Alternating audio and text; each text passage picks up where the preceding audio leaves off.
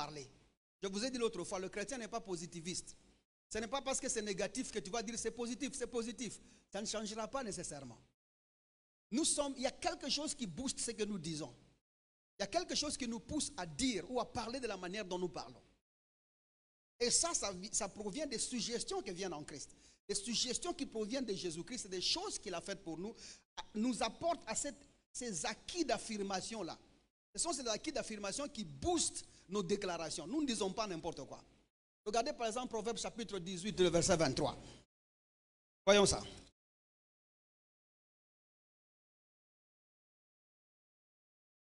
Proverbe 18, regardez le verset 23.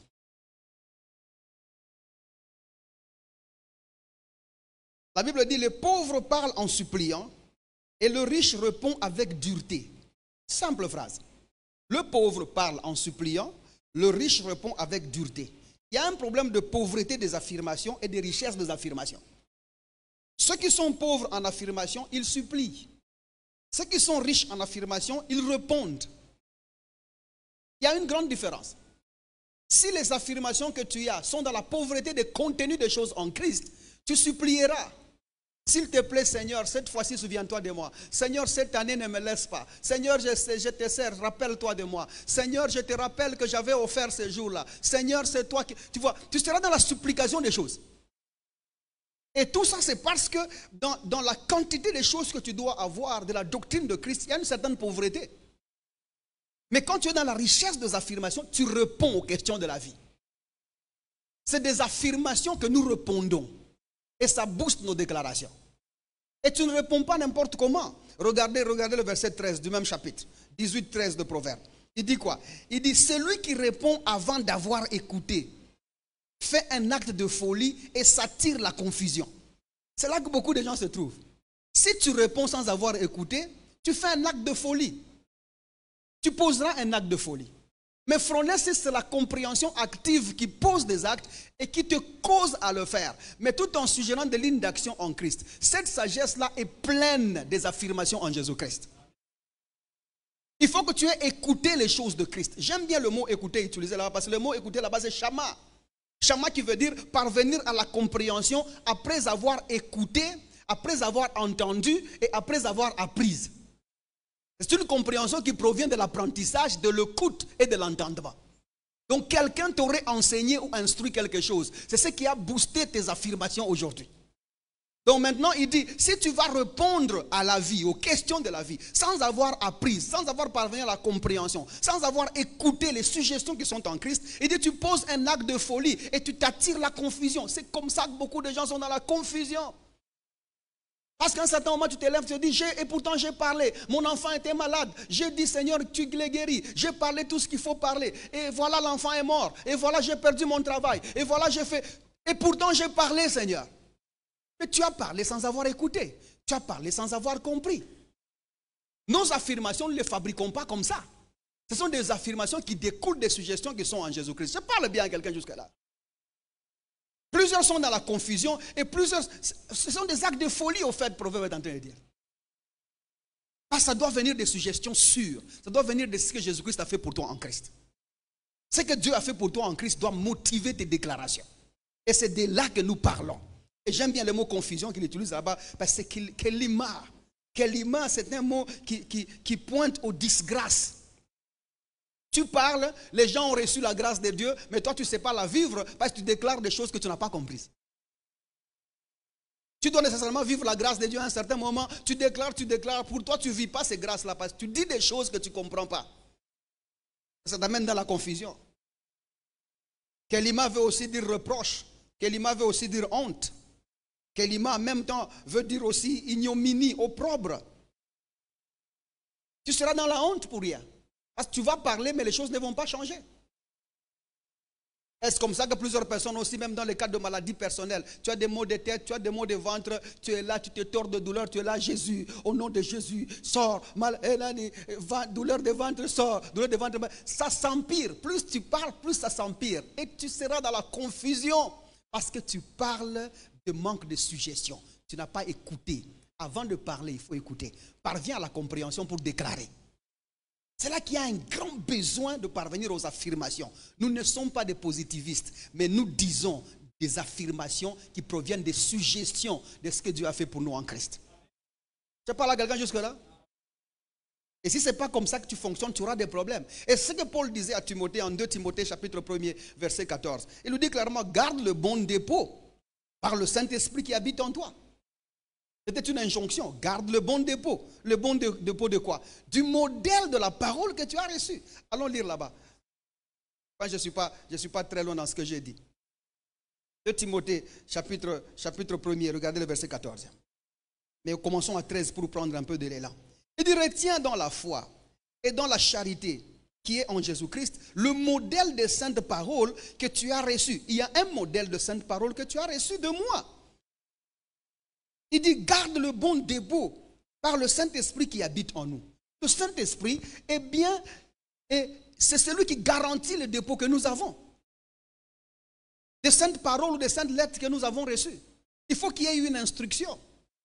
Et ces instructions-là s'accumulent et abondent dans nos cœurs. Et le Saint-Esprit, c'est celui qui est en train de promouvoir les suggestions, promouvoir les affirmations. Parce qu'il nous place au bon moment, au bon endroit pour dire les bonnes choses qu'il faut. Je parle à quelqu'un jusque-là. Et le mot dépôt là-bas, c'est parakateke. Parakateke. Posséder pour toi-même. Posséder des choses pour toi-même. Bien que l'intention ici, quand tu lis, Paul ne pointe pas au dépôt comme un stock, comme un endroit où on entrepose les choses. Mais Paul est en train de pointer le dépôt, la chose même déposée. C'est le déposit. Ou encore la garantie qui nous donne le droit d'agir, le droit d'habiter, le droit de fonctionner. Parakateke, c'est comme arriver à une banque, tu déposes une caution. Comme tu veux louer une maison, tu déposes un déposit, une garantie locative. Paul parle de celui-là. Il dit que la parole que tu as reçue, les bonnes paroles que Timothée a reçues, sont des garanties, des affirmations. C'est-à-dire qu'il faut que tu aies ces garanties-là en toi pour que tu saches quoi se dire, mon frère. Si tu n'as pas ces garanties-là, tu ne peux pas posséder les choses, tu ne peux pas obtenir les choses. Pour que tu parviennes à la possession, à posséder une maison, à posséder un compte bancaire, à habiter ou à fournir. C'est-à-dire que la puissance même de l'acte suivant repose sur combien contient ta vie. Je vis dans cette maison-là parce qu'il y a ma garantie locative. Je peux prendre ce crédit-là parce qu'il y a ma garantie là-bas. C'est la garantie qui détermine le mouvement prochain. C'est-à-dire que nous parlons des garanties que nous avons. Il y a un dépôt que Dieu a déposé en nous par la parole que nous avons entendue. Chaque phrase, chaque lettre, chaque détail de ce que Dieu a fait en Christ constitue le dépôt qui garantit nos affirmations et nos déclarations. Nous ne parlons pas pour rien. Combien de Jésus tu connais dans ton cœur? Combien de la matière de Christ est déposée dans ton cœur qui constitue les affirmations qui boostent tes déclarations? Nous ne sommes pas des positivistes, mais nous partons du dépôt qui est dans notre cœur. Si je parle bien, on dit un bon amen là. C'est comme ça que la troisième des choses que Phronesis est en train de faire lorsqu'elle nous établit dans la réalité de la vie en Jésus-Christ. Phronesis est en train de nous faire parvenir à la fusion avec l'Esprit ou encore à la conscience de la fusion avec le Saint-Esprit, à la conscience de sa présence. Ça, c'est une chose que la sagesse de Dieu fait. Si c'est la sagesse de Dieu, elle te dira que Dieu est avec toi une seule personne. Dieu est avec toi un seul être. Si c'est la sagesse de Dieu, elle pointera au fait que toi et Dieu, vous êtes un. Je ne sais pas si je parle à quelqu'un jusque-là. La sagesse de Dieu te dira que tu ne marches plus avec Dieu, mais tu marches en lui. Ceux qui ont fusionné avec Dieu ne marchent plus avec Dieu. Tu ne marches pas avec quelqu'un avec lequel tu fusionnes. Tu deviens cette personne avec laquelle tu marchais avant. Du moment que Jésus-Christ habite en toi, c'est toi maintenant qui, marchant avec quelqu'un d'autre, celui-là peut dire qu'il marche avec Dieu parce qu'il est avec toi. Je ne sais pas si nous le comprenons. Mais toi-même, là, tu ne marches plus avec Dieu, tu es en lui. Tes pas sont ses pas, tes mouvements sont tes mouvements. Et tu vois, moi, généralement, quand je suis dans des situations difficiles, je me remets à ça. Je me remets à cette conscience-là. Mais ce n'est que de ça que je peux tirer les affirmations qui disent « Celui qui est en moi, il est plus grand que celui qui est dans le monde. » Avec Dieu, je fais des exploits. Ce n'est que comme ça. Parce que si tu refuses, tu penses que Dieu c'est une personne extérieure que tu dois appeler du dehors. À ce moment-là, tu vas échouer. Et toi et Dieu, vous allez échouer tout le temps. Un Dieu qui accompagne quelqu'un tomberas dans les mêmes échecs avec cette personne-là. C'est prouvé. Pour que tu gagnes avec Dieu, il doit être toi et en toi. Si tu vas commencer à l'appeler tout le temps, entre sa réponse et ton appel, quelque chose peut se produire au milieu là. Et pourtant nous avons prié, et pourtant nous avons appelé le Seigneur, et pourtant nous avons dit au nom de Jésus, et pourtant nous l'avons invoqué, et pourtant nous l'avons supplié, et pourtant le mal continuera à régner parce qu'il y a une brèche. Entre toi et Dieu, il y a une distance. Et tout Dieu qui s'appelle du dehors, ce n'est pas celui que je prêche. Si c'est Dieu en Jésus-Christ, il doit habiter dans le croyant. Dieu en Christ habite dans le croyant. Dieu en Christ, il n'est pas étranger au croyant. Et j'aime ce que Dieu fait avec nous à Metro Church, parce qu'il nous transforme à la conscience de sa présence régulière. Fais exprès, je vous dis tous les jours, fais exprès de te rappeler que Dieu touche avec tes mains, qu'il voit avec tes yeux, qu'il entend avec tes oreilles, qu'il parle avec ta bouche, qu'il marche avec tes jambes. Fais exprès. Aide-moi à dire à ton voisin, fais exprès, mon cher. Fais exprès. Et c'est de ces dépôts-là nous confessons des choses. Parviens à la fusion et à la conscience de sa présence. Ça va t'aider. Tu ne peux pas être en Dieu et marcher avec lui en même temps. Ce n'est pas possible. Soit tu marches avec lui, il n'est pas en toi. Soit il est en toi et tu as fusionné avec lui. Quelqu'un me comprend jusque-là? C'est comme ça que nous sommes allés décortiquer 2 Corinthiens chapitre 5 à partir du verset 15e. En prenant ce verset au début, je prenais pour prouver que Dieu habitait en nous et qu'il marchait en nous. Et les détails que nous avons trouvés là-bas ont ouvert une porte à autre chose selon que le Saint-Esprit nous conduit un tout petit peu. 2 Corinthiens chapitre 6e. Allons voir le verset, on peut commencer à partir du verset 14e, mais nous allons aussi mettre des accents sur 2-3 choses ici.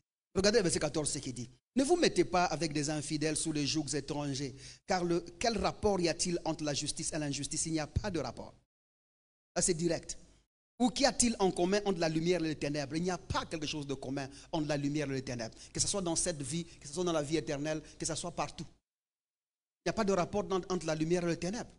Lorsqu'il y a la lumière, le ténèbre doit se dissiper. Le ténèbre doit disparaître. Et toi, chrétien, tu n'es pas une lumière dans le ténèbre du monde. Tu es la lumière qui dissipe le ténèbre du monde. Tu n'es pas une étoile quelque part, non. Tu es la lumière, tu n'es même pas la lumière du soleil. Tu es celle qu'on a dit au commencement, que la lumière soit. Tu es la lumière vie. Je rappelle, tu es la lumière vie. Que cette lumière-là, qui est en dehors du temps, du tic-tac de la montre. Et j'aime bien les qualificatifs qu'on donne à Jean-Baptiste. On dit Jean était une lumière qui luit et qui brûle. C'est la lumière non seulement qui est claire, mais qui brûle aussi. C'est un niveau, ça. Donc ce n'est pas que tu ne donnes pas seulement de la lumière, mais attention, lorsqu'on s'approche de toi, on peut brûler aussi. Et tu es la lumière du Seigneur des Seigneurs. Tu es la lumière du Dieu de gloire. Je parle à quelqu'un jusque-là. Allons au verset 15, c'est ce qui nous intéresse ici. Il pose des questions très franches. La première question, c'est celle-ci. Quel accord y a-t-il entre Christ et Bélial? Quel accord? On parle bien d'accord. Quel accord? Le mot accord là-bas, c'est symphonesis. Symphonesis. Non symphronesis, mais symphonesis avec un PH qui veut dire concorder ou accorder. Se concorder ou s'accorder. Paul pose une question très juste. Quel accord? Y a-t-il vraiment accord ou peut-il y avoir accord entre Christ et Bélial? Christ, nous connaissons. C'est le oint de Dieu. C'est lui qui est venu en chair pour mourir pour toi et mourir pour moi. C'est lui qui a fait 3 jours dans le tombeau et qui est sorti en victorieux. C'est lui qui règne aujourd'hui sur le trône. Tous les détails et les descriptions correspondent au Seigneur des Seigneurs que nous connaissons. C'est notre Seigneur et notre Dieu. Mais d'autre part, on te dit, il y a aussi Bélial. Je vous ai dit l'autre fois que Bélial, c'est un autre qualificatif ou un autre nom de Satan qui veut tout simplement pointer à son indignité, à son impiété et à sa méchanceté. Quelqu'un me comprend jusque-là? J'ai dit bien, à son indignité, à sa méchanceté ou à son impiété. Ce que nous voulons dire par ici, c'est que quel rapport y a-t-il? Dieu ou Jésus-Christ et le diable peuvent-ils s'accorder dans l'indignité? Pas possible. Jésus-Christ et le diable ou Satan peuvent-ils s'accorder dans l'impiété? Ce n'est pas possible. Jésus-Christ et le diable peuvent-ils s'accorder dans la méchanceté? Ce n'est pas possible. En ce qui concerne la dignité, Jésus-Christ est le plus digne de tous. C'est comme ça qu'il a le chant de nos louanges. Parce que les louanges sont des chants à la dignité de quelqu'un. Il est digne et il mérite nos chants. Et dans nos chants, nous disons, personne d'autre n'est mort comme lui. Il est digne. Est-ce que nous comprenons? Parce que personne d'autre n'a fait ce qu'il a fait, il en est digne. Est-ce que quelqu'un me comprend jusque-là? Et d'autre part aussi, y a-t-il une impiété dans la personne de Jésus-Christ? Il n'y en a aucune. Parce que la Bible dit, le mystère de la piété est grand. Dieu a été manifesté en chair. Quelqu'un me comprend? Vu des anges, prêché aux gentils dans le monde. C'est lui-même le siège de la piété. Jésus, c'est la piété suprême. Y a-t-il un lien? Même en méchanceté, pouvons-nous trouver quelque chose de méchant en Jésus-Christ? Pour qu'il y ait rapport avec le diable, il n'y en a pas. Regardez ce que Actes des Apôtres dit. Actes des Apôtres chapitre 10, le verset 38. Donnez-moi, il faut qu'on rentre pour essayer de sortir 2, 3 ombres quelque part. Actes des Apôtres chapitre 10. À partir du verset 38. Écoutez ce qu'il dit. Nous parlons de Jésus. Est-il méchant? Il dit, vous savez comment Dieu a oint du Saint-Esprit et de force Jésus de Nazareth, qui allait de lieu en lieu, faisant du bien, qui est guérir tous ceux qui étaient sous l'empire du diable, car Dieu était avec lui. Nous avons vu Jésus sur terre, allant de lieu en lieu, faisant la méchanceté chez les gens, tuant les gens, créant la maladie aux gens, donnant la malédiction aux gens. Nous l'avons vu sur terre. Ici, il était là. Là où le mal règne. Le Seigneur des Seigneurs, quand il est venu, il n'a manifesté aucune méchanceté. Au contraire, il est allé de lieu en lieu, faisant du bien. Aide-moi à dire faisant du bien, mon cher. Faisant du bien au peuple. Guérissant même le malade. Et puis il ajoute, et guérissant tous ceux qui étaient sous l'empire du diable. Maintenant, peut-il aller sauver, libérer, délier les gens qui étaient sous l'empire du diable s'ils étaient en accord? Non. Jésus ne sait faire que du bien. Il n'y a pas de méchanceté en lui. Ils ne sont pas en accord. Quelqu'un me comprend jusque-là? Ils ne sont pas en accord. Ézéchiel 28, verset 5. Le 5e verset dit, toi tu es un homme, mais tu fais passer ta volonté pour ma volonté. Dieu s'adresse au prince de Tyr, qui est le prototype du diable aujourd'hui. C'est-à-dire que le diable a fait passer de sa volonté dans les vies des gens comme la volonté de Dieu. Écoutez, Dieu ne tire pas avantage dans ta maladie. Dieu ne peut pas enseigner quelqu'un par la souffrance. Dieu ne peut pas enseigner quelqu'un par le manque. Dieu ne peut pas enseigner quelqu'un par l'humiliation. Ce n'est pas possible, car l'amour n'humilie pas. L'amour ne souffre personne. L'amour ne fait du tort à personne. Au contraire, l'amour veut du bien à tout le monde. Comme ce qui veut dire que les choses qui sont dans l'ennemi ne peuvent pas se trouver en Dieu. Et Dieu ne peut pas utiliser l'ennemi pour tirer gloire à ses effets. Ce n'est pas possible. Identifie tout ce qui est dans ta vie là. Tout ce qui ne ressemble pas à ce que Dieu fait, chasse-le au nom de Jésus-Christ. Ne le garde pas, parce qu'il n'y a pas accord. Le diable, ce n'est pas le chien policier de Dieu. Le diable, ce n'est pas l'espion de Dieu. Le diable, ce n'est pas l'agent de Dieu pour que Dieu tire gloire à quelque souffrance qu'il provoque. Et l'église est enfermée dans des choses comme ça, où les hommes de Dieu, consciencieusement, peuvent dire à un enfant de Dieu, écoute, tu sais, Dieu nous enseigne d'une manière ou d'une autre, ça c'est l'humilité qui t'enseigne. Si tu commences à demander le sel chez tes voisins, c'est l'humilité. Si tu rates le travail, Dieu t'enseigne quelque chose, tu devais mourir, mais Dieu a épargné. Dieu a épargné ça dans d'autres choses. Le mal devait t'arriver, mais Dieu a fait passer ça dans la maladie de l'enfant. Dieu n'est pas en accord avec le diable pour faire du tort à quelqu'un. Je pensais que ton amen serait plus grand que celui-là. Il ne sait pas faire du mal. Il n'a jamais fait du mal à quelqu'un. Et il y a d'autres personnes, tu arrives dans un deuil comme ça, tu trouves quelqu'un a perdu sa femme. C'est douloureux. Mais non, vous venez là-bas avec vos vestes et cravates. Non, mon frère, sois courageux, c'est Dieu qui l'a prise. Donc les gens J'ai entendu un président africain ici. L'un des présidents africains. Je cite même son nom, parce qu'il n'y a rien de mal dans ça. Le président ougandais, là, c'est qui son nom? Hein? Museveni. Il a dit un truc très franc et direct. Il dit, les jeunes gens se mettent à boire la bière toute leur vie. Ils sont là, ils s'enivrent, ils ne contrôlent pas leur vie. Et puis ils meurent à 34 ans ou à 37 ans. Et puis l'homme de Dieu vient là-bas le jour du deuil et dit, Dieu l'a pris. Maintenant, il pose la question. Un type là qui n'a pas gardé la vie correctement, Dieu va le prendre faire quoi avec lui? C'est un président qui pose la question. Pour faire appel à dire, regardez la manière dont vous marchez. Quelle gloire Dieu tire-t-il à prendre la femme de quelqu'un? Une sœur que nous avions dans les églises, elle ne chantait pas. Elle n'était pas protocole. Dieu va prendre pour aller faire quoi avec? Arrêtez de penser que Dieu prend les gens. Dieu ne prend personne.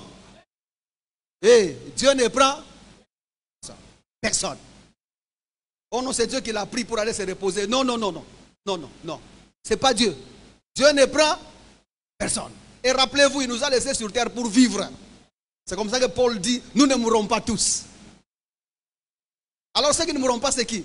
Les gens comme nous autres ici, qui tenons la parole de Dieu. Vous voyez, ça c'est ton problème. Si tu veux mourir, pars. Tu vas t'ennuyer là-bas. Tu seras seul, on n'est pas encore venu. Tu vas aller faire quoi? Et surtout, ne meurs pas jeune, mon frère. Meurs pas jeune. Meurs rassasié de l'âge. Et déjà accompli beaucoup de choses. Et déjà aidé les vies sur terre. Et déjà soutenu des familles et des familles. Et déjà servi le Seigneur. Gagné les âmes avant de mourir. Ne pars pas si tôt. Il ne faut pas partir si tôt. Je parle à quelqu'un jusque-là. En 2 Corinthiens même. 2 Corinthiens chapitre 11 verset 14. La Bible dit que le diable se change en ange de lumière. Satan lui-même peut se changer en ange de lumière. Pour te convaincre des choses. Il peut venir comme Dieu pour te dire que la maladie là c'est Dieu qui te l'a donnée. Et j'aimerais t'informer qu'il n'y a pas d'accord entre Dieu et le diable pour que toi tu commences à vivre une mauvaise vie. Il n'y a pas d'accord. Il n'y a pas d'accord. Même si c'est le diable lui-même qui vient. Je me rappelle lorsque nous étions en formation, à l'école là, nous étions en formation, on nous avait donné un exemple d'un le fondateur de l'institution où nous étions. Il a fait une vision un jour. Et quand il a fait une vision, il a vu, d'ailleurs c'est dans un de ses livres, la Vision and Dreams. La vision, et il explique ça dans un livre aussi. Il a fait une vision, et dans sa vision, il voit Jésus. On ne sait pas exactement quel Jésus, mais la personne qui est venue lui a dit, je suis Jésus. Et Jésus lui a donné des instructions claires, propres. Lui-même il dit, vous à ma place, vous sortirez de cette vision et dire, Dieu m'a parlé. Et amen, amen. Mais au milieu de la vision, lui il dit, si tu es Jésus, donne-moi 3 versets qui confirment que tu es Jésus. Jésus dans sa vision lui dit, parce que je suis Jésus, je ne te donne pas 3 mais je te donne 4. Ça c'est quelque chose que le diable ne sait pas faire. Et c'est comme ça qu'il a compris que Dieu lui avait réellement parlé. Vous êtes avec moi jusque-là? Pourquoi je prends cet exemple? Parce que le diable, il ne connaît pas le texte biblique. Contrairement à ce que vous pensez, le diable ne peut pas déployer Jésus-Christ dans les Écritures. Le diable ne peut pas révéler Jésus-Christ. Il ne le connaît pas. Déjà, les anges ne le connaissent pas. Que dire de l'ange déchu? Le diable n'a pas l'information sur Jésus-Christ. Au fait, toi, tu as plus d'informations sur Jésus-Christ que le diable lui-même. Et bien évidemment, chaque fois que tu viendras avec Jésus-Christ, tu seras aux yeux du diable un étranger parce que tu les gagneras toujours. Alors ne le laisse pas utiliser Jésus quelque part pour manipuler ta vie. Dieu et le diable ne sont pas en accord pour faire du mal à quelqu'un. Ils ne sont pas d'accord. Et les gens qui prêchent comme ça, on a même donné une réponse là-bas. En 2 Corinthiens chapitre 11 à partir du verset 13. On dit les gens qui prêchent comme ça, ce sont des faux apôtres. Des ouvriers trompeurs qui sont déguisés en ministres de Christ. Il dit car il n'est pas étonnant, même le diable, lui, Satan se change en ange de lumière. Ces gens-là sont déguisés. Ce sont les gens qui insistent dans des choses comme ça. Comment est-ce qu'un homme de Dieu, lisons d'abord le texte que j'ai cité ici, 2 Corinthiens, chapitre 11. Regardez le verset 13. ces hommes-là sont des faux apôtres, des ouvriers trompeurs, déguisés en apôtres de Christ. Lui, il est trompeur, ouvrier trompeur, faux apôtres. Ils ont les mêmes vestes que nous, parce que maintenant, tous les féticheurs se sont convertis en serviteurs. C'est ça, non? Tous les astrologues se sont convertis en serviteurs. Maintenant, tu vas dans nos villages, il n'y a plus. Ils sont là, non, j'ai vu. Avant, ils étaient sur la route. Je me pose la question, tous ceux qui étaient sur la rue en train de donner des visions aux gens, ils sont maintenant où? Hein? À la radio. Lui, il les a identifiés, ils sont à la radio. Ils sont maintenant à la radio, ils ont ouvert des églises. Vrai ou faux? Maintenant, ils ont porté des cravates comme nous, ils portent des vestes comme nous. Et ce sont ces gens-là qui sont en train d'insister sur l'œuvre du diable, essayant de prouver que Dieu peut utiliser le diable pour t'enseigner quelque chose. Mais j'aimerais te dire la réponse que la Bible dit. Ce sont des faux apôtres. Ce sont des ouvriers trompeurs qui sont déguisés en apôtres de Christ. Et cela n'est pas étonnant puisque Satan lui-même peut se déguiser en ange de lumière. Et il ajoute, et il n'est pas étrange que ces ministres aussi se déguisent en ministres de justice. Leur fin sera leur œuvre. Et de toute façon, c'est d'ici là, parce que l'évangile est en train de gagner tous les territoires au nom de Jésus-Christ.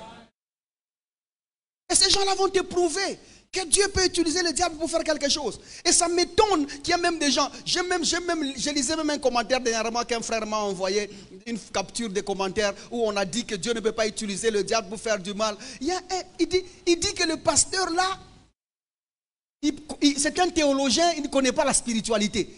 Quelle spiritualité vous connaissez où le diable peut être utilisé par Dieu? C'est quelle spiritualité? Dites-moi un peu. C'est dans quelle spiritualité où Dieu peut utiliser le diable? Pour gagner quoi et à quelle fin? Je parle à quelqu'un jusque-là. Ouvrier trompeur. Déguisé en ministre de justice. Ça va prendre fin au nom de Jésus-Christ. Vraiment, ça va prendre fin. Donc, pour retenir dans ce que nous disons, il n'y a pas d'accord, il n'y a jamais eu d'accord, il n'y aura pas d'accord entre Dieu et le diable ou entre Jésus-Christ et le diable pour te faire du mal afin que Dieu trouve gloire. Ça n'existera pas. Ni dans Job, ni dans Ézéchiel, ni dans Ésaïe, ni dans Psaume, ni dans tous les livres. Il n'y a pas d'accord où Dieu s'accorde avec le diable pour faire du mal à quelqu'un. Quelqu'un me comprend jusque-là? Si c'est clair, on dit Amen et on poursuit. La deuxième des choses que nous avons tenté de voir ici, c'est part. Parce qu'en lisant le livre de 2 Corinthiens chapitre 6, là où nous étions, on peut rentrer là. Paul pose une deuxième question. Pour la première question, ça va quand même? Parce qu'on en a parlé assez. Paul pose une deuxième question en 2 Corinthiens chapitre 6, le verset 15. La deuxième question, il pose, où quelle part a les fidèles avec les infidèles? Quelle part a les apistos et les pistos, ceux qui ont cru dans l'œuvre de la croix? Pistos, les fidèles.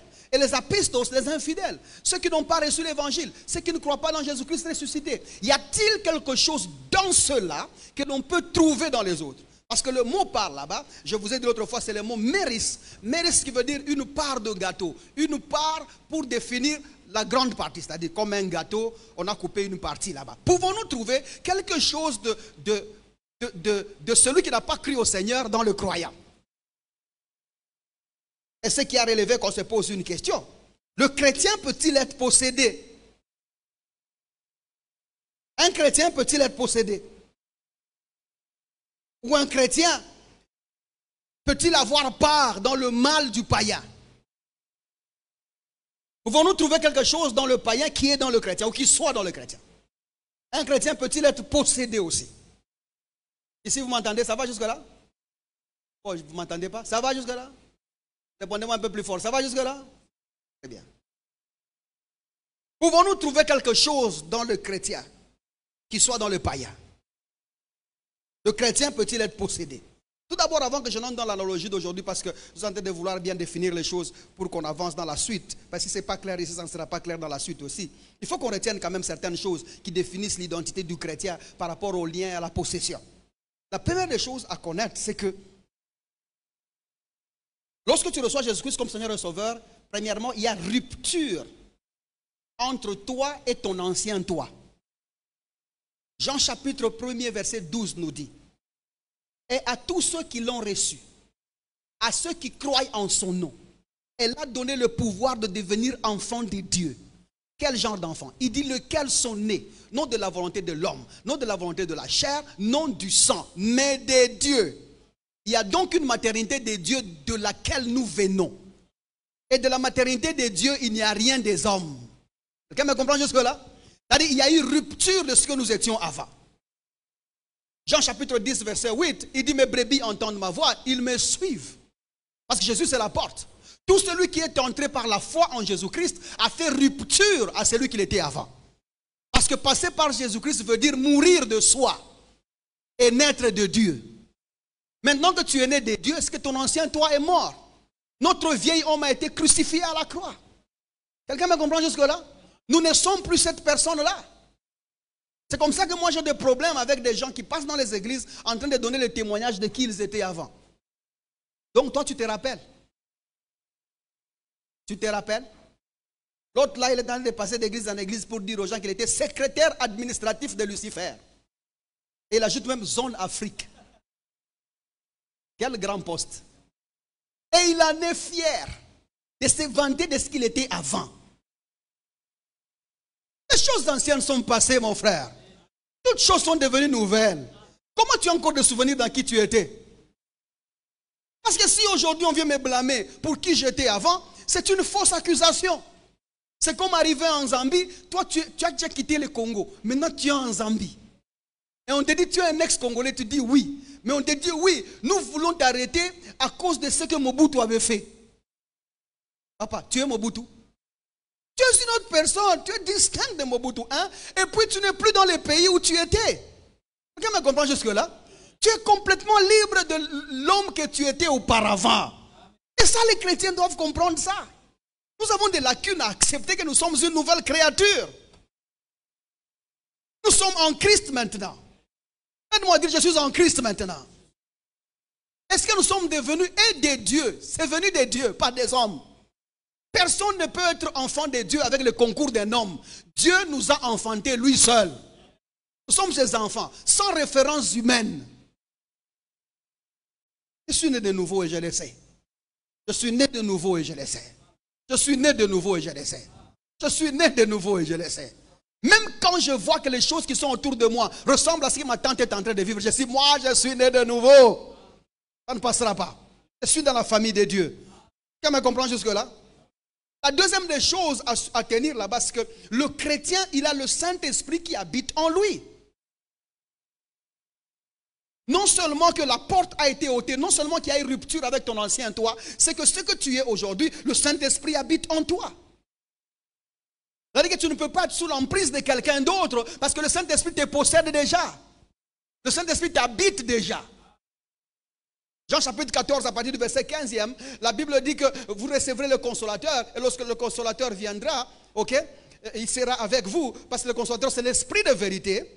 Okay, que le monde ne connaît pas, mais que vous connaissez, parce qu'il est avec vous et il sera en vous. Celui qui était avec nous est maintenant en nous. Le fait qu'il est en nous, d'ailleurs, quand il était vivant à nos côtés, nous étions protégés. Maintenant qu'il est en nous, à combien plus fort de raison serons-nous plus protégés?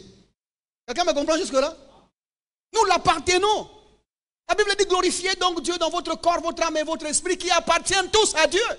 Nous sommes les propriétés de Dieu. Le prix a été payé pour ça. Nous avons été rachetés à un grand prix, la Bible dit. Romains chapitre 8, à partir du verset 15e, la Bible dit clairement que ceux qui sont conduits par le Saint-Esprit sont fils de Dieu. Ça c'est 14e. 15e, il dit, l'Esprit lui-même rend témoignage à notre esprit que nous sommes enfants de Dieu. Que nous sommes enfants de Dieu. Je suis un enfant de Dieu. Et le Saint-Esprit habite en moi. Il vit en moi. Je ne peux pas être possédé. Aide-moi à dire à ton voisin, je ne peux pas être possédé, mon frère. Troisièmement, retenir, c'est que le croyant a déjà été délivré. Aide-moi à dire à ton voisin, il a déjà été délivré. Colossiens chapitre 1er, à partir du verset 12. Rendez donc gloire à notre Père, le Père de notre Seigneur Jésus-Christ qui nous a... Allons là-bas. Au lieu que je cite le verset. Nous sommes déjà délivrés. La délivrance est déjà passée par là. Et on va taquiner des choses ici aujourd'hui. Colossiens chapitre 1er, verset 12. Il dit, rendez grâce au Père qui nous a rendus capables d'avoir part dans l'héritage des saints dans la lumière. Verset 13. Qui nous a délivrés. Il nous a fait quoi? Il est en train de nous délivrer. C'est la délivrance progressive. C'est la délivrance partielle. C'est la délivrance attentiste. La délivrance selon la volonté. Il nous a délivrés. Combien de fois nous a-t-il délivrés? Une seule fois. Qui nous a délivrés de la puissance des ténèbres. Et combien de ténèbres? Les sorciers sont dedans. Les esprits impurs sont dedans. Les possessions sont dedans. Tout ce qui est ténèbres, nous avons été déjà délivrés. Après nous avoir délivrés, il ajoute, et nous a transportés dans le royaume du Fils de son amour. Il y a eu transport même. Non seulement qu'il y a eu délivrance, il y a aussi eu transport. C'est comme ça que les liens ont été laissés dans le tombeau et le corps et l'esprit sont sortis du tombeau. Nous avons déjà été délivrés. Et il nous a même transportés dans le royaume du Fils de son amour. Nous ne sommes même plus là où nous avons été délivrés. Je suis dans la maison de Dieu. Dans la maison de Dieu. La quatrième des choses, c'est que le diable n'a rien de lui dans la nouvelle créature. Le diable n'a rien de lui dans la nouvelle créature. C'est la quatrième des choses à retenir. Quand tu lis Jean chapitre 14, verset 30. Jean chapitre 14, verset 30. Allons un peu rapidement, mon temps est en train de partir comme si c'est compliqué. 14, verset 30. Écoutez ce qu'il dit. Je ne parlerai plus guère avec vous, ça c'est Jésus qui dit, car le prince du monde vient. Il n'a rien en moi.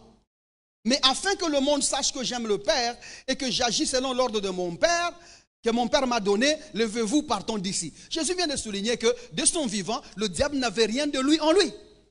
La tautologie est correcte? Il n'y avait rien du diable en Jésus-Christ. Ça c'est Jésus sur terre, qui n'est ni mort, qui n'est ni enseveli, qui n'est ni ressuscité. À combien plus fort de raison, toi qui es entré dans le tombeau avec lui, toi qui es sorti du tombeau, qui est ressuscité, il n'y a rien du diable en toi. Pour qu'on commence à les chasser aujourd'hui, pour qu'on commence à les sortir aujourd'hui. Quelqu'un me comprend jusque-là? Allons un peu rapidement. Pourquoi est-ce qu'il n'a rien de lui? Parce que le chrétien est déjà occupé. Aide-moi, je suis déjà occupé. Matthieu chapitre 12, regardez le verset 43. Le même texte se trouve en Luc, mais il y a quelque chose que Luc n'a pas mis. C'est comme ça que j'aimerais aller à Matthieu. Les lecteurs de la Bible ont découvert ce qui manque, vont découvrir ce qui manquera. Matthieu chapitre 12 à partir du verset 43. Je vais vous dire ce qui manque. Lorsque l'esprit impur est sorti d'un homme, il va par les lieux arides. Il va par des lieux arides. On dit, écoutez bien. Les esprits impurs qui sortent des hommes ne vont pas au désert. Ils vont dans les lieux arides. Et j'ai dit ça expressement. Parce que vous êtes, je te chasse, va dans les déserts. Je vais te voir dans les déserts. Sors, c'est bon, démon, sors, va dans les déserts. Je te chasse, tu n'as plus la vie ici. Va rester dans les déserts. Non, regardez depuis que tu les chasses au désert. Regardez comment Dubaï est devenu. Regardez les Qatar, comment ils sont devenus. Ce n'est pas au désert que vous chassez les démons. C'est dans les lieux arides. Lieux arides veut dire lieu sans vie pour eux. Lieu sans vie pour eux. Il y a un lieu où ils n'ont pas de vie. Quelqu'un me comprend? Ah. Vous ne comprenez pas, c'est votre problème. Là, je passe. Vers la suite. Il dit, lorsque l'esprit impur est sorti d'un homme, il va des lieux arides, cherchant du repos. Et il n'en trouve point. Verset 44. Alors il dit, je retournerai dans ma maison. Notez ici qu'il a été chassé. Il dit, je retournerai dans ma maison d'où je suis sorti. Dans ma maison d'où je suis sorti. C'est-à-dire qu'il possédait la maison. Vous comprenez le langage? Il possédait sa maison. C'était sa maison. Il dit, d'où je suis sorti. Et quand il arrive, il la trouve vide. Ça, c'est ce que Luc n'aimait pas. Il la trouve vide. Balayé et nettoyé. Il s'en va et il prend avec lui 7 autres esprits plus méchants que lui. Ils entrent dans la maison, s'y établissent. Et la dernière condition de cet homme est plus pire que la première. Il en sera de même pour cette génération méchante. Observez, c'est-à-dire que les démons qui ont été chassés rentrent, ils trouvent que la maison elle est vide. Mais comme il a été chassé, il va prendre ses frères ou on ne sait pas ses amis, on ne sait pas si ces démons sont frères ou amis. Je n'habite pas chez eux, donc je ne connais pas comment ils se comportent. Hein? Il va prendre cet autre démon pour qu'il revienne, parce que la raison c'est quoi? Une force plus grande que lui l'a chassé avant. Maintenant, s'ils sont 7, ils peuvent résister. Maintenant, en rentrant, ils ne peuvent réentrer dans ce corps-là qu'à une seule condition. Quelle est la condition? Que la maison soit vide. Mais or, ce n'est pas ton cas, ce n'est pas mon cas. La maison est habitée. Nous sommes le temple du Dieu vivant. Dieu habite en nous et son esprit est en nous. Ce qui fait qu'ayant une maison occupée, le diable ne peut pas y entrer, les démons ne peuvent pas y entrer. Suis-je clair jusque-là? La cinquième des choses. Seul ce qui est vrai dans la parole peut se trouver dans le croyant. Seul ce qui est vrai dans la parole. Tout ce qui n'est pas vrai dans la parole ne peut pas se trouver dans le croyant. 1 Jean chapitre 1, verset 8.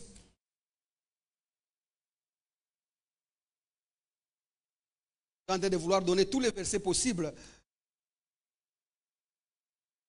à ce qu'un prédicateur de l'évangile peut faire. On peut donner toutes les preuves possibles, c'est ça, non? Toutes les preuves possibles. Les autres là, non, ils ne peuvent pas. Ils ne peuvent pas. J'ai dit chapitre 5, verset combien? Regardez le 8e.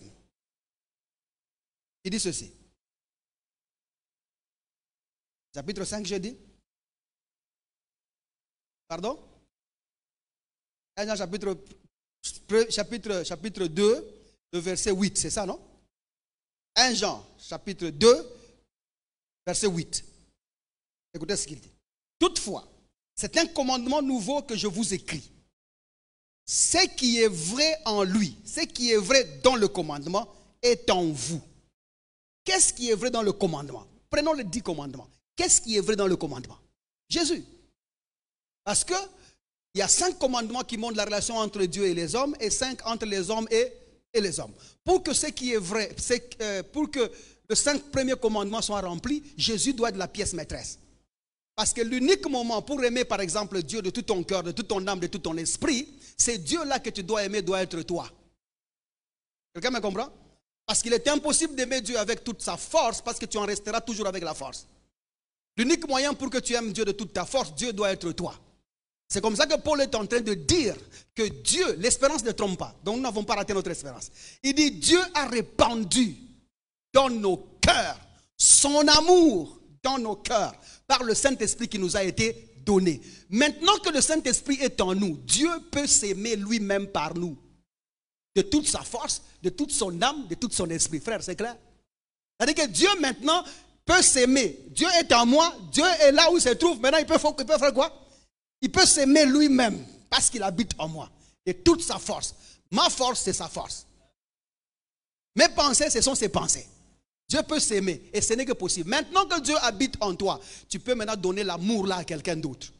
Parce que l'homme ne sait pas aimer jusqu'à ce qu'il est dans l'abondance de l'amour. Maintenant que tu abondes dans l'amour de Dieu qui n'est pas ton amour, tu es en mesure de le donner à quelqu'un d'autre. Donc la chose principale dans le commandement ou dans les 10 commandements, c'est Jésus-Christ. C'est comme ça qu'on dit, ce qui est vrai dans le commandement, Jésus habite en toi. Qui est en toi là? Toute la parole de Dieu et le commandement se mesurent sur une chose. Jésus-Christ est le centre de sa parole. Parce que ce qui est vrai, c'est Jésus-Christ. S'il habite en toi, tu n'es plus possédable. Quelqu'un me comprend? Mais c'est la suite qui nous intéresse. Il dit, car le ténèbre se dissipe et la lumière véritable paraît déjà. Maintenant que Jésus est en toi, qu'est-ce que les ténèbres fait? Se dissipe. Il n'est pas possible que Jésus habite en toi et partage le siège avec le ténèbre. Là où est Jésus-Christ ne peut pas être le ténèbre. Donc tu ne peux pas être possédé. Aide-moi à dire à ton voisin, tu ne peux pas être possédé, mon frère. Pas possédé. Ce qui est vrai dans la parole habite en nous parce que nous sommes le produit de la parole. Jacques chapitre 1er verset 18. Regardez vite. Jacques chapitre 1er verset 18. Il dit, il nous a engendrés selon sa volonté par la parole de vérité, afin que nous soyons en quelque sorte le prémisse de ces créatures. Prémisse veut dire premier meilleur produit du champ. Dieu ne peut pas nous engendrer comme premier meilleur produit du champ, mais avec le diable en nous ou avec les démons en nous. Dieu peut-il moissonner de son champ quelque chose qui est mélangé? Possible. Nous sommes le produit de sa parole. Regardez ce que Pierre ajoute sur ça. 1 Pierre, chapitre 1er, verset 23. Il faut aller lire à la maison tous ces versets ici. 1 Pierre, chapitre 1er, verset 23. Il dit ceci. Puisque vous avez été régénérés, non par une sémence corruptible, mais par une sémence incorruptible. Il n'y a pas de corruptibilité en nous. Nous sommes incorruptibles, infaillibles. Les démons sont faillibles, le diable est faillible, mais Jésus ne peut pas être faillible. Par la parole vivante et permanente de Dieu. Il dit par la parole vivante et permanente de Dieu. Dieu est présent en nous et sa parole est permanente en nous. Nous avons été engendrés par celle-là. Il n'y a pas de faille en nous. C'est comme ça que je dis, quand tu es chrétien, il faut déjà savoir, rien n'est perdu. Rien n'est cassé. Rien n'a à ajouter. Tu es complet et parfait en Jésus-Christ. Tu n'es pas possédable ni possédé. Quelqu'un me comprend jusque-là? Faisons un peu notre pas. Regardez, sixièmement. Pourquoi est-ce que le chrétien ne peut pas être possédé? Parce qu'il est une nouvelle créature. 2 Corinthiens chapitre 5 à partir du verset 16, il dit, dès maintenant nous ne connaissons personne selon la chair. Et si nous avons connu Jésus selon la chair, nous ne le connaissons plus de la même manière. Car si quelqu'un est en Christ, il est une nouvelle créature. Voici, les choses anciennes sont passées et toutes choses sont devenues nouvelles. Et tout cela vient de Dieu. J'aime bien la fin. Et tout cela vient de Dieu. Quelles sont les choses anciennes qui sont passées? C'est ton mensonge? Non. C'est quoi? C'est ta souffrance? Non. Les choses anciennes qui sont passées, c'est l'ancienne manière de Dieu de créer. Avant, Dieu créait dans les jardins d'Éden. Maintenant, Dieu nous a créés en Christ. Celui qui a été créé dans l'Éden est passé. Celui qui est devant Dieu, c'est lui qui est né en Jésus-Christ. Nous sommes son ouvrage créé en Christ. En d'autres termes, il y a des moustiques, il y a des chats, il y a des animaux, il y a des hommes, il y a aussi la nouvelle créature. En plus de toutes les créatures, la nouveauté de vie est arrivée. Et celle-là, le diable ne la maîtrise pas. Le diable ne connaît pas comment elle fonctionne. Le diable ne connaît pas avec quelle essence on l'a fabriquée. Parce que c'est une matière que le diable ne maîtrise pas. C'est qui tu es et c'est qui je suis. Dieu a jugé de ne plus faire confiance à l'homme, ni à l'ange, ni à n'importe qui. Il a voulu lui-même par sa volonté que toute la plénitude habita en toi. Dieu s'est chargé de ta propre protection, mon frère. La nouveauté de vie, ce n'est pas une blague. Ce n'est pas une blague. Maintenant, ayant dit tout ceci, nous pouvons conclure qu'il n'y a pas de part. Vous ne pouvez trouver rien qui soit dans le diable, qui soit en toi, ou rien qui soit dans l'infidèle, qui soit en toi, il n'y en a pas. Pourquoi? Parce que la nouveauté de vie, regardez la description. Éphésiens chapitre 4. Regardez le verset à partir du verset 20. Il faut aller lire à la maison tout ça, ça va être bien à la maison quand vous lisez. On commence carrément à partir du verset, à la maison on commence à partir du verset 20. Ici on peut commencer à partir du verset 23. Ou 24, direct, qu'on aille 24 carrément. Il dit à revêtir l'homme nouveau. Cet homme nouveau que nous sommes. Il dit il a été créé selon Dieu, pas selon les hommes. Nous avons été créés selon Dieu. Ailleurs on dit par la volonté de Dieu. Ici on dit selon Dieu. Nous sommes dans la structure de Dieu. C'est selon Dieu. Il est lui-même l'architecte, c'est lui qui a placé les choses. C'est lui-même, c'est selon lui que nous avons été créés. Ajoute-t-il, regardez le verset, nous sommes au verset combien? 24. Selon Dieu, dans la justice, c'est-à-dire qu'il n'y a pas culpabilité dans cette personne, elle a été déclarée juste devant Dieu, nous avons été créés comme ça, et une sainteté qui produit la vérité. Nous sommes déjà saints à la naissance. Épargnés des démons, du diable, du péché et de la mort. Sanctifiés, mis à part. Nous sommes un produit exempt des malheurs. Nous ne pouvons pas être possédés. Il ne faut même pas t'aligner sur la liste des gens à posséder là. Tu n'as même pas honte. Tu es une grande personne là avec un gros, avec un truc comme ça. On a déjà écrit là-bas. Et là tu es devant. On a déjà écrit là-bas. Des mots d'alcool.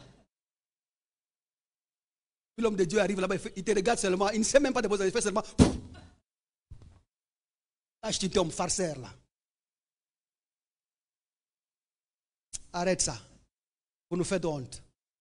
Un chrétien ne peut pas s'aligner sur la liste de délivrance. C'est une insulte à Golgotha. Un chrétien n'est pas délivrable. Parce qu'il n'y a pas part. Il n'y a rien du païen dans le chrétien. De la même manière qu'il n'y a rien du chrétien dans les païens. Il n'y a pas. Nous avons les trésors de Dieu. Tout ce que Dieu avait dans son carquois en dernier, c'est ce que nous sommes. Nous sommes la dernière flèche de Jéhovah en pleine guerre. Il n'y a pas de plan B. Après nous, il n'y a plus personne. Nous sommes la dernière de ces créatures. Dieu n'a plus d'autres plans. Ne dites pas que Dieu va fabriquer d'autres hommes, il n'y en a pas. Après nous, c'est fini. Regarde avec moi jusque-là. Parce que nous sommes l'unique créature qui soit Dieu à la fin. Celui qui n'a pas reçu Jésus-Christ, il a un plan B. Il reste de mourir en Jésus-Christ et de ressusciter. Mais toi, maintenant que tu es mort et tu es ressuscité, tu as l'unique vie qui restait partout où vie était conjuguée comme vie. L'homme a déjà perdu sa vie. Et la vie que tu as, c'est la vie de Dieu uniquement. Donc si tu perds de celle-là, tu perds Dieu. Donc Dieu n'a pas de choix que d'habiter là où tu te trouves parce que c'est avec lui que vous constituez la dernière des vies. Et puis que tu es possédé. Regarde un peu ton voisin dit, et puis tu dis que tu es possédé. Il n'y a pas part.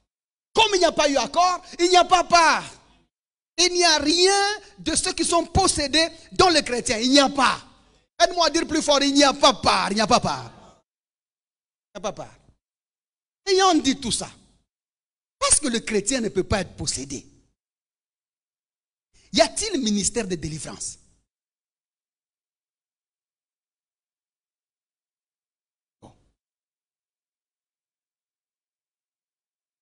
Parce que le chrétien ne peut pas être possédé. Pouvons-nous intenter un ministère de délivrance? C'est là qu'on s'arrête aujourd'hui. Si vous voulez vous acclamer le Seigneur, si vous voulez vous laisser. Hein? Très bonne question. C'est ça, non? Parce que vous demandiez, le pasteur, il allait où? En disant qu'il y a part, c'est là que j'allais. Parce que maintenant, on ne peut pas trouver un démon dans le chrétien. Je dis bien dans le chrétien. Et parce que le chrétien n'est plus possédable, ou n'est pas possédable. En fait, le chrétien n'a jamais été possédable. Y a-t-il ministère de délivrance? Si tu viens dimanche, tu vas entendre. Si tu ne viens pas, c'est ton problème. Et c'est important que nous connaissions ce genre de choses. Parce que beaucoup de gens se sont autoproclamés là où la proclamation n'a pas été faite. Beaucoup de gens se sont attribués des ministères qui ne sont pas ministères. Ce n'est même pas un cabinet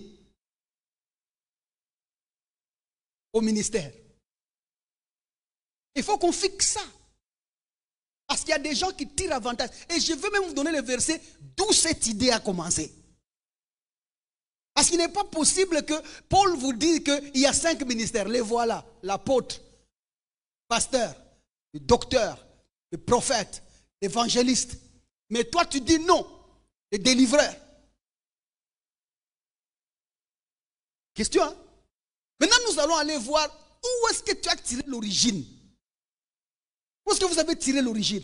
Et puis dissiper la confusion qui existe entre chasser un démon et délivrer quelqu'un. Il faut qu'on dissipe ces confusions-là. Et puis nous allons vous montrer la délivrance, c'est quoi en fait? Qu'est-ce qu'on veut dire par délivrance? Quels sont les ingrédients qui constituent un acte comme délivrance? Et nous allons voir, c'est un ministère. Vraiment, c'est un ministère. Ça, c'est la raison pour laquelle on ne dort pas. Parce que les gens souffrent. Les gens souffrent. Bon, dimanche, 10h30. Dieu vous bénisse. Il n'y a pas part, mon frère.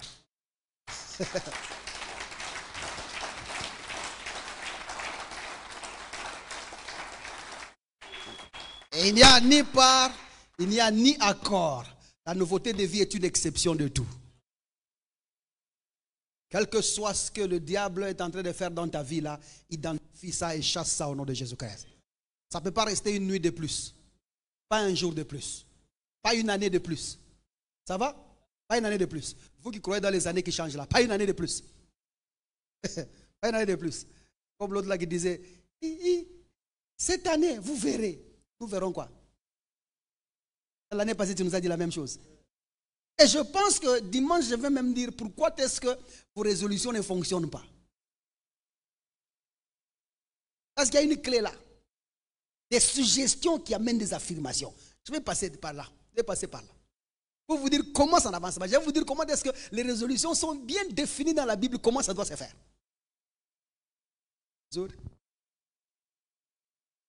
Bon, que Dieu vous bénisse.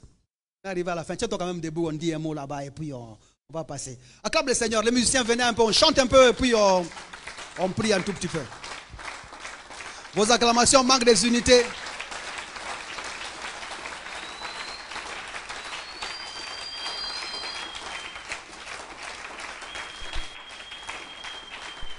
Ces derniers temps, nous allons aller précepte par précepte. Ok? Principe par principe. Nous allons dissiper l'homme. Si ça va nous prendre 100 ans, nous allons faire 100 ans. Ça va nous prendre 1 million d'années. On va faire 1 million. De toutes les façons, nous ne sommes pas pressés. Nous allons arriver jusqu'au bout. Nous sommes des jusqu'au-boutistes. La doctrine de Jésus-Christ doit rester dans sa pureté. Dans sa pureté la plus pure. Sans mélange. Et que Jésus-Christ soit Seigneur au-dessus de tout, au nom de Jésus-Christ. Ferme les yeux là où tu es. Nous allons dire un mot. Bénis d'abord le Seigneur parce que tu es né de nouveau. Bénis le Seigneur parce qu'il habite en toi. Bénis le Seigneur parce qu'il a donné des garanties qui font que tu ne peux pas être possédé ni possédable. Et j'aimerais que pendant que tu pries, que tu parles de nos suggestions qui vont te faire parvenir à la confession qu'il faut. Lève la voix et commence à prier. Lève la voix et commence à prier.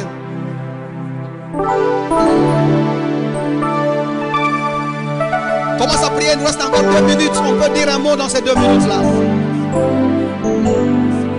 Tu es Yahweh. Yeah, tu es Yahweh. Tu es Yahweh. Tu es Yahweh. Tu es Yahweh. Omega. Tu es Yahweh, Alpha et Oméga. Oh, tu es Yahweh,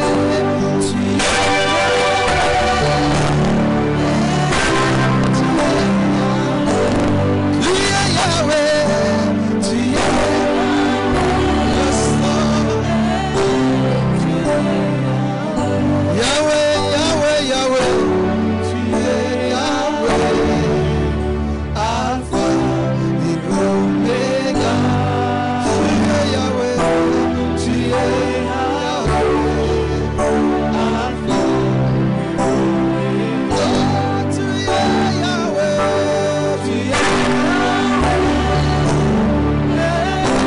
tu es Yahweh, tu es Yahweh,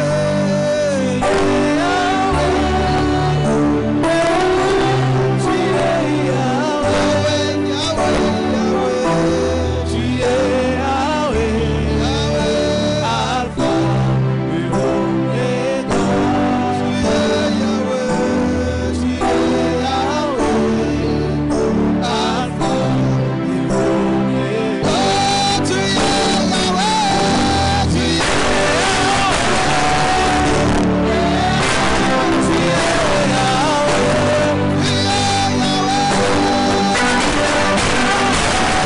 Yahweh, je ne sais pas ce qui tracasse ta vie maintenant. Je ne sais pas ce qui menace ta vie maintenant. Mais je viens de te dire, il n'y a pas accord. Dieu ne tire pas gloire dans ce que tu vis. Il n'y a pas de part. Il n'y a rien de ce que les gens du monde connaissent que tu peux vivre. Il n'y a pas part, il n'y a pas part. Tu es une nouvelle créature. Nous ne pouvons pas trouver quelque chose du monde en toi. Ce n'est pas possible. C'est comme ça que ne laisse pas le diable tirer profit de ta vie. Lève la voix là où tu es, commence à dire ça, ce n'est pas de Dieu. Je le chasse au nom de Jésus. Ça, ce n'est pas de Dieu. Je le chasse au nom de Jésus.